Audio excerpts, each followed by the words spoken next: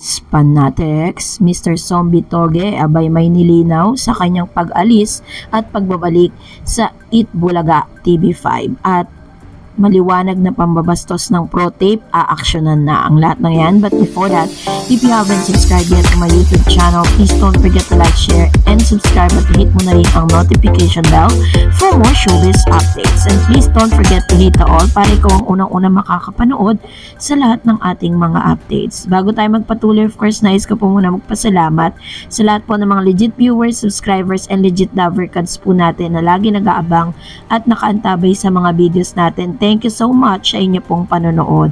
And for today's video, ito na nga dahil talagang pinanggigigilan ngayon ng ilan sa mga legit lover cards, ang ilan na naman sa mga inilabas nitong si Bespil, isa sa mga pro tape vloggers po na nagpo-post sa Facebook ng kung ano-ano at nag-edit ng kung ano-anong mga pictures na maliwanag na talagang pambabastos at magkawalang respeto nga dito po sa TVJ.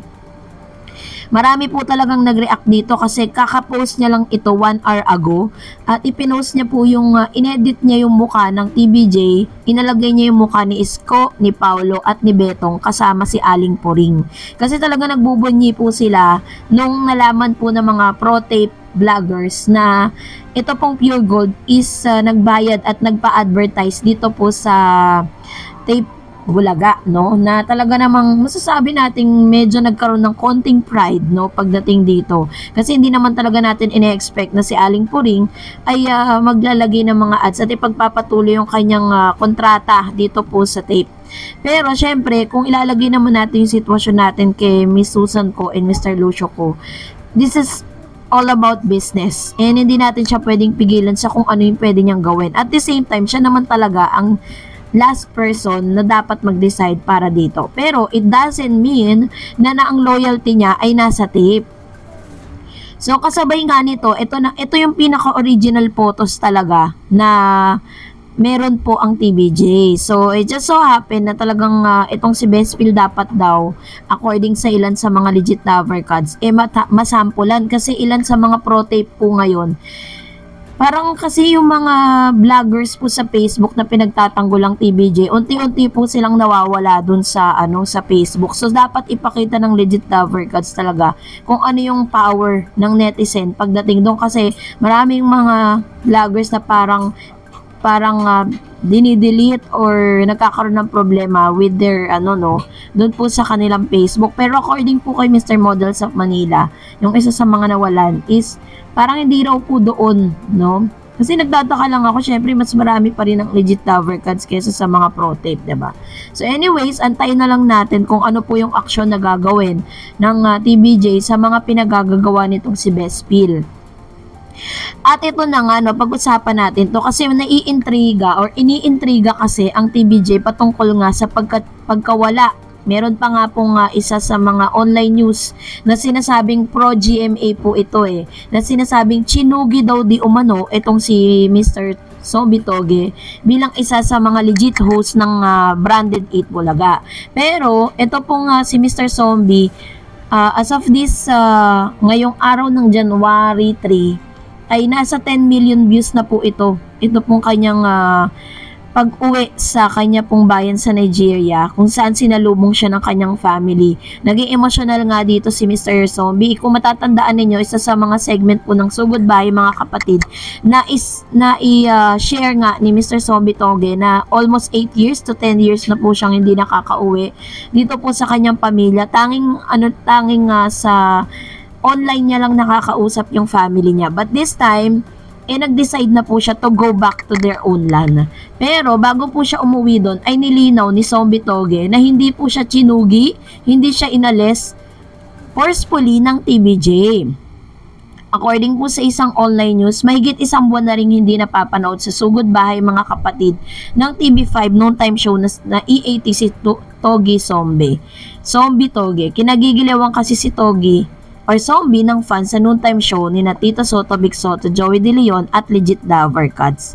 Swak na raw kasi si Zombie kina Jose Manalo, Wally Bayola sa segment na yon ng TVJ noontime show. At dahil matagal na ring nawala si Zombie sa segment na yon, marami tuloy ang nagtatanong kung chinugi daw di umano itong si Zombie sa EAT. So, ang maganda lang kay Zombie is hindi po, kumbaga parang sinagot niya po ito ng tahasan. Sinabi niya na sabi daw naman mismo ni Zombie na nakalib lang siya. Sa press con nga po ay pinagbibidahan niya, sinabi niya doon na nagpaalam siya na maglilib muna siya dahil babalik siya sa sarili niyang bayan. So, ibig sabihin kapag nakalib po siya, anytime soon, pwede siyang bumalik. So, it means na hindi talaga siya tinanggal. Kasi yun po kasi yung parang iniintriga dito sa TVJ na parang bigla-biglaan na lang silang nagtatanggal. So, at least, nalinis yung pangalan ng TVJ with regards to that matter. So, ibig sabihin, there's a possibility na makabalik pa rin siya sa TVJ. And dahil dyan, pag-usapan naman natin ang ilan sa mga komento ninyo patungkol sa ating last update. Unahin natin ang komento mula kay JM Dora. Sabi niya, wala naman pong sense nagsasabi ng tape eh.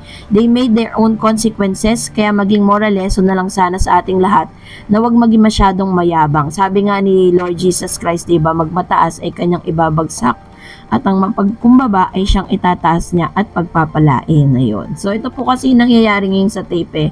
The more na nagre-retaliate sila, the more na parang pinaglalaban nila, mas lalong nawawala ng tiwala at mas lalong kinaiinisan sila ng lahat ng mga legit Dover cards. Sabi naman po ng isa ni Mr. Mike or Miss Mike Snow Leopard, okay lang naman mag-host ng TV show ng Eat Bulaga kahit pa may conflict between tape and TVJ. Pero yung sumisip-sip sa mga halus host, yun ang di okay. Pumirma siya bilang host, so gawin niya work niya bilang host.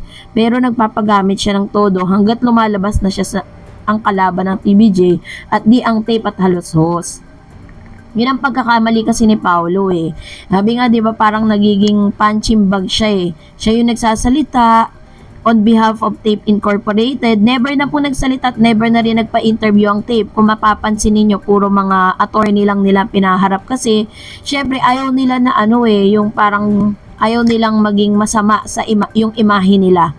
At hinahayaan nilang gawin ng mga tauhan nila yung dapat na sila ang gumagawa. Sabi ni Bonavel, let's wait and see sa pagpapalakas ng TV5 ng signal sa Visayas at Mindanao kung saan pupulutin yung mga yan. So this year 2024 ay bago pumasok po ang taong 2024, ginawa na po yan ni Sir Manny Pangilinan, yung CEO President ng TV5 dahil yun po ang isa sa mga reklamo ng mga legit Dover cards from Visayas at Mindanao kasi kadalasan wala talaga silang signal at hindi sila naaabot doon. Sabi naman po ng isa pa, sabi ni Arnel Caliado, desperate times call for desperate measures. Mema na lang ang mga vloggers ng tape kaya kung ano-ano na lang ang nilalabas. True. At the same time, lahat po ng mga sinasabi ng mga pro TVJ, nire-repute nila kumbaga yung laman po ng kanilang mga vlogs and updates. It's about dun sa mga updates na meron po ang TVJ. Kumbaga ginagawa nilang content, ang mga vloggers ng pro TVJ para lang magkaroon sila ng sarili nila. Parang kung paano nila bibirahin, 'di ba? Ganoon naman yung ginagawa nila. Pero yung fact na information about dun sa kanila hindi nila binibigay. Sabi naman ng isa pa, yun nga dapat daw palakasin na ito na po kumbaga parang pag nangyari na napalakasin yung pinaka-signal, 'di ba, from Visayas at Mindanao, doon na magkakaalam kung sino ba talaga yung number 1, kasi lagi nilang sinasabi na nagna-number 1 sila sa Kantar. Well, kung nagustuhan mo ang video na ito, huwag mo kalimutang mag-like, mag-share, at mag-subscribe, at i-follow mo na rin ang aking Facebook page, DarEdsTV. And also, I have my TikTok account, which is DarEdsTV. Pwede nyo rin po akong i-follow doon. Thank you for watching, guys. God bless everyone!